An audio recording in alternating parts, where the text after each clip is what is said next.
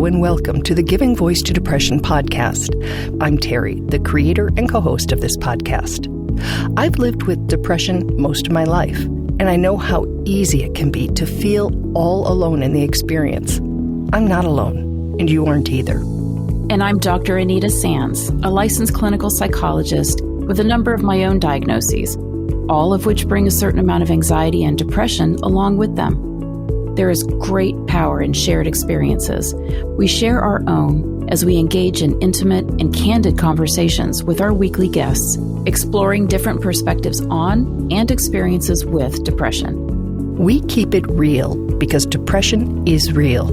We keep it hopeful because there truly is hope, in spite of what depression tells you.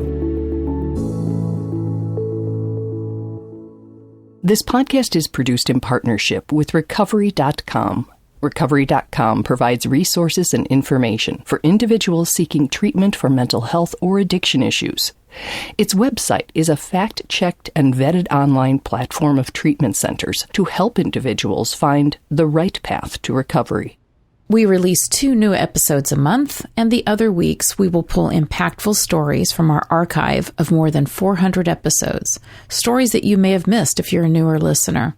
This episode is from our earlier years, when I co-hosted with my sister Bridget.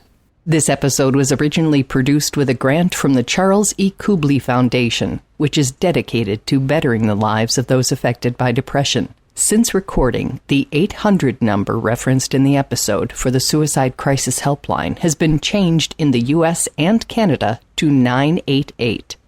And we remind you that it's a crisis line, and you get to define what a crisis is for you.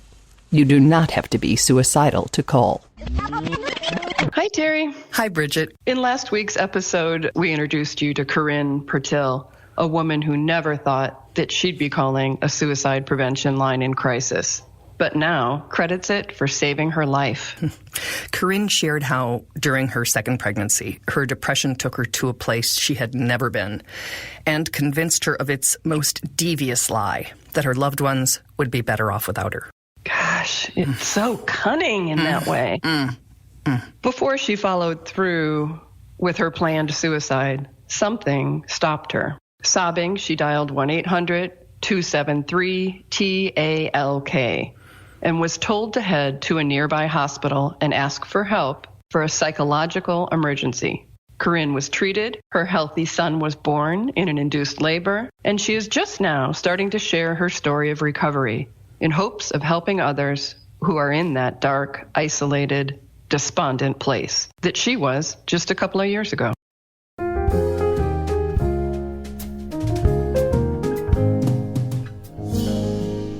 We continue our conversation with Corinne from what is now a healthy, big picture perspective of depression, something that's only possible after you've climbed out of depression's pit and found some ways to manage and live with the illness.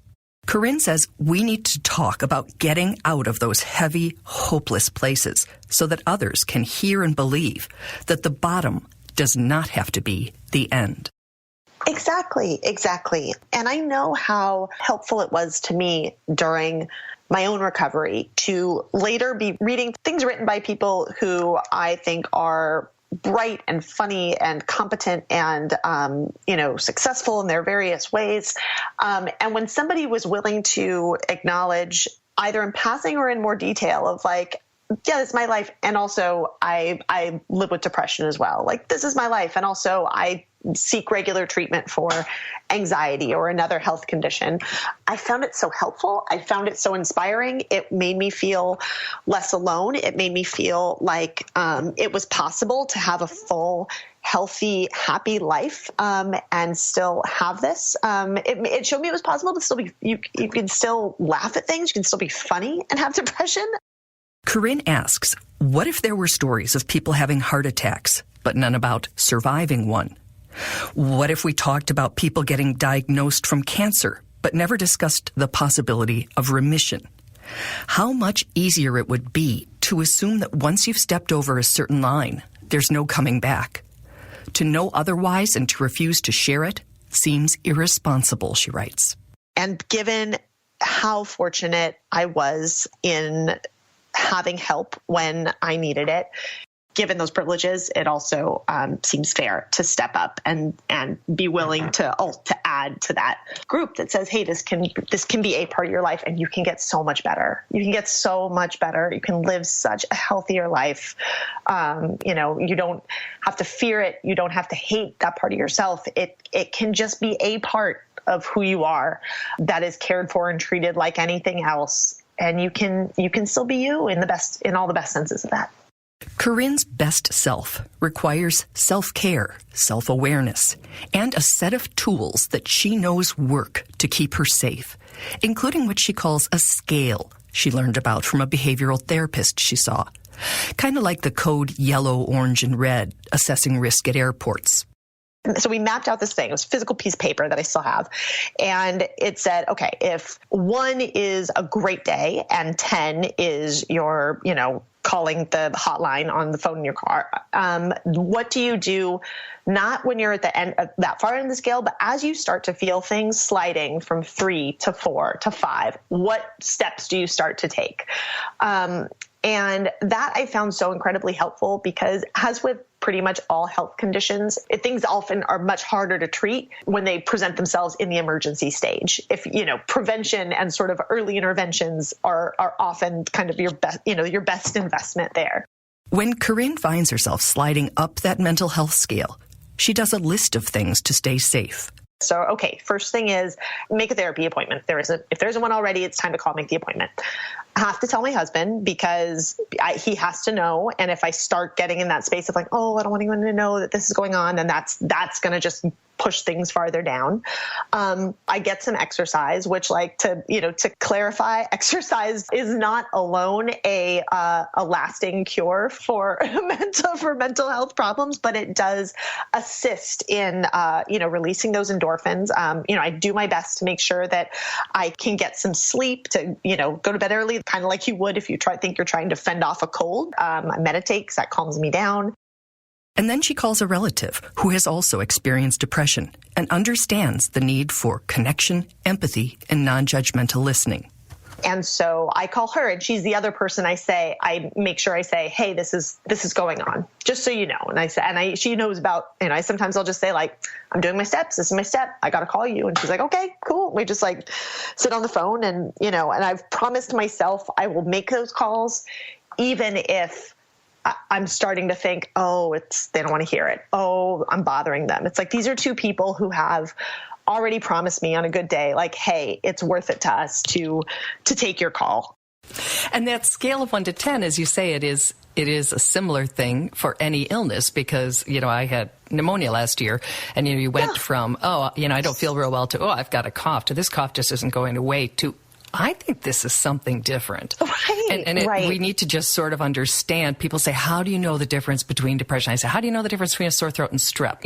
You get to a point where you think, this is worse. Right. And you go to the doctor. We have never really taught that or been taught that in terms of mental health, where you just go, this is different. I'm not just sad. I'm not just pissed. I'm not just, or whatever negative emotion you're feeling. It's I'm thinking about dying. That's different. Right. It's different. It's starting to interfere with your other activities. And I think that's a sense of heaviness that just isn't going away. Is a different thing. A cough that's there for a week is not a crisis necessarily. A cough that's there for a month or two is probably at least worth talking to somebody about.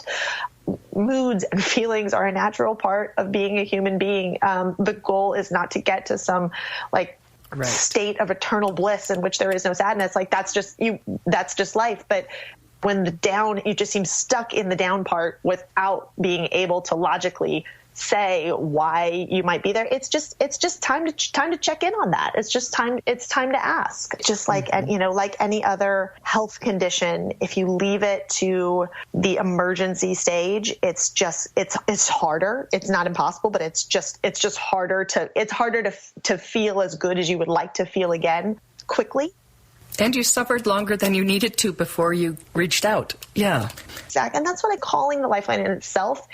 That alone will not cure depression. It's just that it's almost like the paddles, I feel like, to kind of shock you back to life. It's sort of this emergency intervention that just shoves you back onto the path through which you can get help. And if you just feel like you're in a place where you can't even get to the point where you can take the steps forward and seek care, having that emergency intervention at the right time can just be an incredible gift. It's what it's there for. I interviewed the executive director of the Lifeline, and he was explaining that if you are just not alone for that moment, that you get through the moment. Yep. And then the next moment, and then the next moment, and something shifts, and something shifted enough in you that you could put your car back into drive and, wipe your eyes enough to see clearly and get to the hospital. And, that wasn't a huge shift. Your life was not, as you say, happy and blissful and, riding a horse in slow motion on a beach or anything, but Exactly. You could do it. You could take the next step, and that next step led to getting help. Mm-hmm. So many people, both strangers and people in my life, have said, this is part of my life too. And I haven't been able to talk about it. And why do we have to all sit alone with it? Again, it can be a private thing. You don't have to share every detail with every stranger you meet, but why did we all decide that we're not going to, we're not going to be honest about it. We're not going to give each other the gift of saying, this has been part of my life. And so if it's part of your life too, I will be empathetic and compassionate towards you because I understand, or because it's been part of my loved one's life. You're not alone. There's just no good reason why we should sit alone with that. There's just no good reason. I agree. I've heard it described as we're all keeping the same secret from each other. Yeah, it's absolutely true. It just feels so much better to say it out loud, or at least, to not have to keep the secret.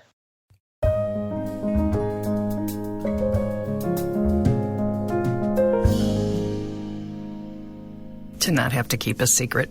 I don't know why it has to be a secret. And I love the way she said the gift of saying this has been a part of my life. What too. A reframe. Right. The gift of sharing your experience with someone so they know what's going on. And, wow, that's a big reframe. Yeah, it was very interesting. And the article, which is how we first learned of Corinne, was called Suicide Hotlines Really Do Save Lives. I know because one saved mine. And we will link to it, but you can see why we definitely wanted to talk to her and just get some of this perspective and, as you call it, reframing. Yeah, and I love how she was saying, if we're able to catch it when it's a 3 or a 4 or a 5, that it's easier to take some proactive steps and maybe kind of change the course. A metaphor that I've always liked is the GPS on a boat. And, if you're looking at the GPS often, in other words, checking in often, then the correction's smaller. But if you don't look or you don't check in, then all of a sudden it takes a whole lot more energy and the job's a lot bigger to get you back on course. Yeah, than iceberg. Yeah. She also said few problems thrive in silence, isolation, and shame. And, that should be like tattooed someplace because that's what all mental health issues are. Thank you again to Corinne for sharing her story with us and for sharing really good advice on how to stay ahead of a crisis and get the care you need when you need it. Absolutely. And let's honor Corinne's bravery by sharing the gift of our experience with somebody.